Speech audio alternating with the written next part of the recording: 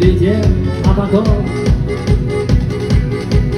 этот ветер в окна влетел, и мне рассказал он шепотом.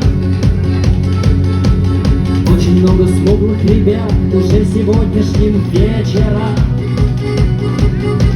к нам придут рубить всех подряд, крича на тюркском наречии. А я в свои 15 годков понюхал смерти и пороху. Головы снимаю легко, как будто шляпки с подсолнуха. Не рискуй с такой детворой, на саблях в поле тягаться, было бы ходил и один в соотношении 12.